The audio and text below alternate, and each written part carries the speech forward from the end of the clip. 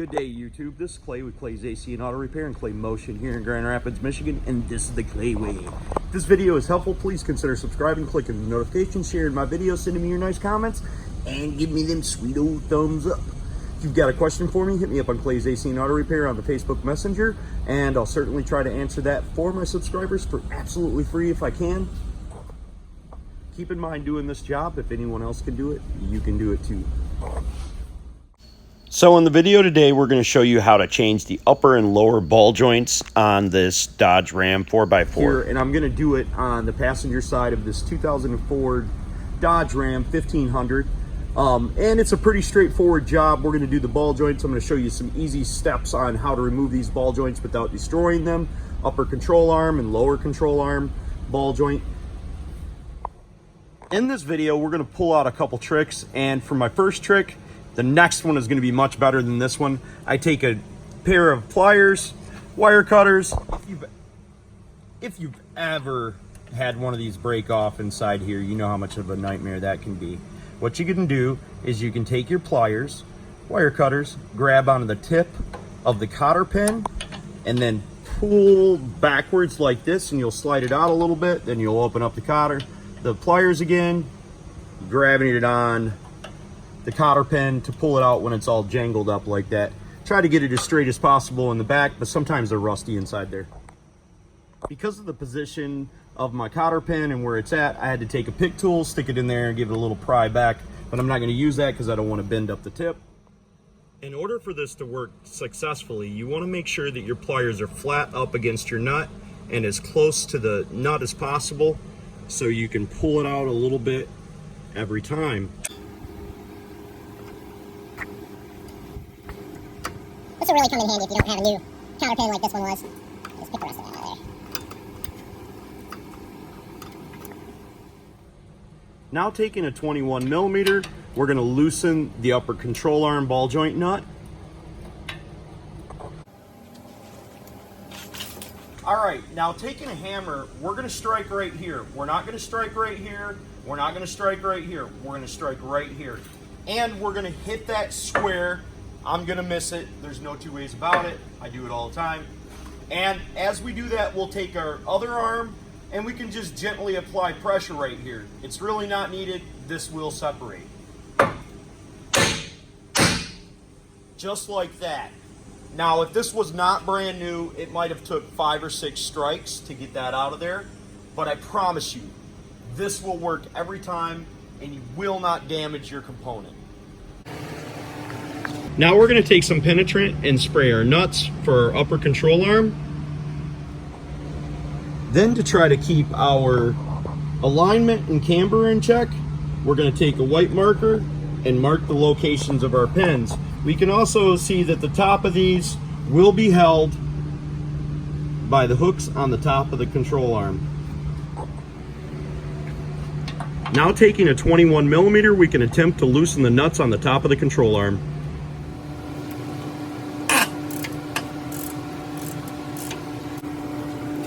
No matter if the job I'm doing is big or small, I will take the nuts and bolts, put them back together to not lose any components.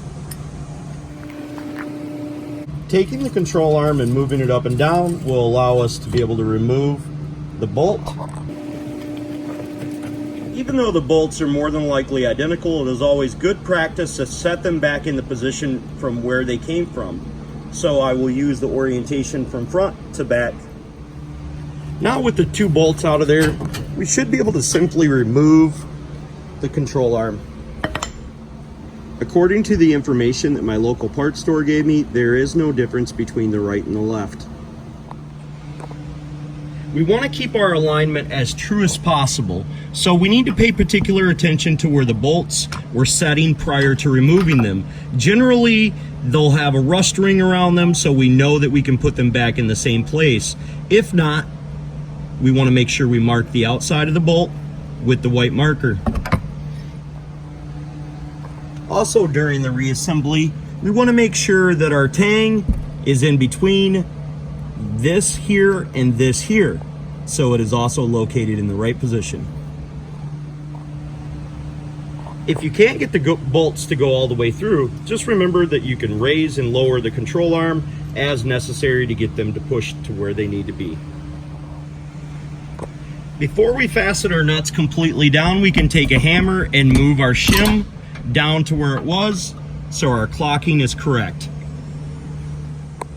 Also, using a hammer, we can move our bolt to where it needs to be into the location, being careful not to damage the threads. Moving the head of the ball joint to get it squared up with the hole allows it to slide down into the top yoke easily. Taking a 13 millimeter, we are going to loosen the nuts up that hold our caliper to the bracket. One here and one right down here. Once the two brake caliper bolts are removed, we can take a screwdriver, or in my situation, a pry bar, and pry up on our caliper to remove it off of the brake caliper bracket. Special note, the bottom of the brake caliper bracket slips up and under the lip right here. So it will need to come out of the top before releasing. Reaching around the back side, there's a clip that holds our ABS wire connector onto the inner fender liner. We'll take that out, push down on the plug, and we should be able to pull the sensor apart. Now, taking a 13 millimeter, we can remove the bolt that holds the clip and the sensor and the other brake line onto the side of the frame. Taking a small flathead screwdriver, we can get in between the clip and the connector and take it apart. Taking the brake caliper, we can set it on top of the control arm and secure it down with some zip ties or a bungee. Now we can remove the ABS line out of its clips on the brake line.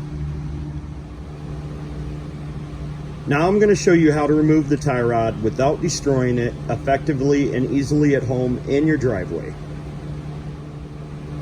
We're going to remove the tie rod end this way because there's no sense in replacing parts that are not defective.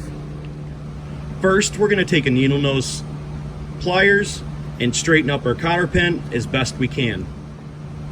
Once our cotter pin is somewhat straight, we're going to take a set of wire cutters. We're going to set them on the back side of there, and then we're going to push this way, which will allow us to grab onto it. We are not cutting through the cotter pin. We are just using these to rock the cotter pin out so it does not break off inside. I have not cut through my cotter pin. Now, taking some first laid penetrant, we can spray it on the end of the nut. Sorry, I mean first aid. Using a 7/8 or 21 millimeter socket to remove the tie rod end. We're going to use a shallow, and the reason we're using shallow is because it has more torque than a deep well will. And if you're at home and you don't have sets of torches or maybe an impact, using a shallow socket along with an impact will give you more torque and speed the nut off quicker, not destroying the tie rod end. Alright, so we're going to take a larger style hammer and we're going to hit right here in this location here. We're not going to hit on this, at least I'm going to try not to, and we're not going to hit up on the tie rod end. This will send energy through here, then I'll have my other arm holding the tie rod up, and it'll just pop out of the socket without any kind of pliers, pickle forks that will damage your boot, etc., etc. So we're going to hit it pretty hard right here, and we're going to take our arm and put it at the bottom of the hammer so we can get power while holding our arm up. It will just literally pop out. Now the question is the tie rod any good? It actually is. It doesn't wobble around or go up and down. If it goes up and down at all and there's any play in it, it needs to be replaced as well. Now, taking a 35 millimeter socket, we're going to remove the axle nut. I have removed them with 36 millimeters in the past. We're going to remove it halfway back so we can strike it with a hammer to make sure that our axle is loose and will slide through the wheel bearing assembly. Once again, straightening our cotter pin here on the bottom of the ball joint, we're going to remove it. 24 millimeter fits on the nut really well, but 1 inch also fits a little bit sloppy, but I do think you could get away with using either or. Preferably a shallow socket would be the best if you're using pneumatic tools. Even though we are replacing the ball joint and we don't care if it spins in there, it sure does make things difficult when we do not take the nut off easily if the ball joint spins. It's not necessary to remove the brake caliper bracket and rotor to remove the assembly, but I'm going to take out the two 21 millimeter bolts that hold down the brake caliper bracket to make it lighter.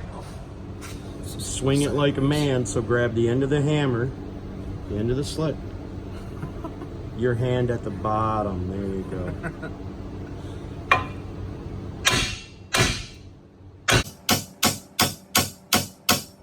Look at that. Did that just come down? Uh-huh.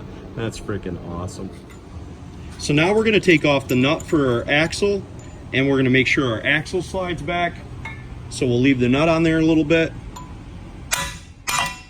And once we slide our axle back, we'll pull our nut all the way off, and then we'll be able to remove the control arm assembly from there.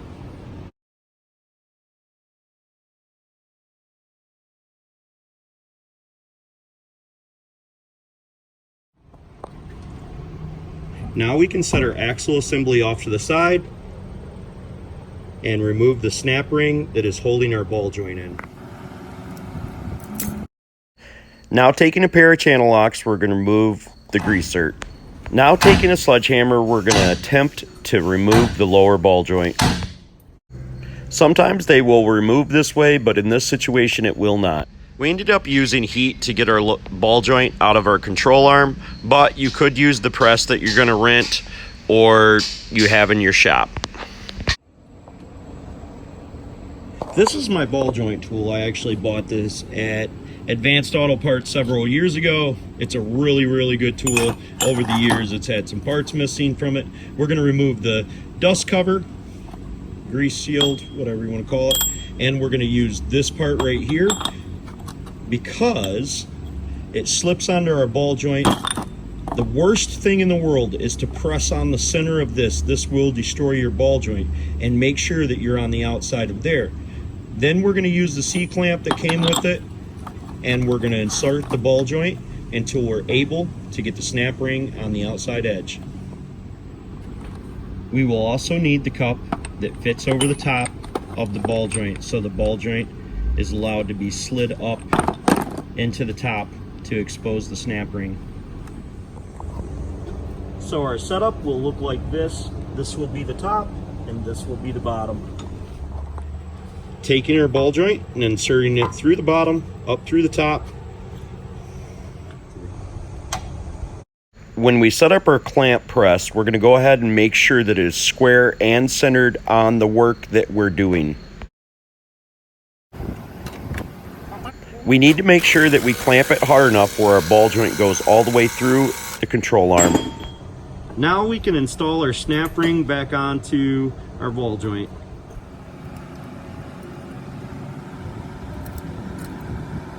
Now we want to make sure that our snap ring is down inside the grooves. Now we want to reinstall our rubber boot and make sure it slides up onto our ball joint just like before we took it off.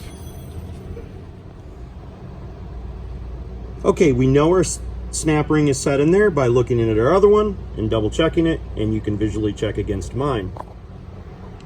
When installing your greaser, turn it till it's tight and then turn it some more so it either points at the 1 o'clock or the 10 o'clock position, and 12 o'clock position would work as well. Making sure that our dust cover, grease cover is on properly, we're going to take our ball joint and pull it towards the passenger side of the truck. Now taking our spindle assembly, we're going to slide it up on the ball joint, sliding in the axle at the same time and securing our nut to the bottom.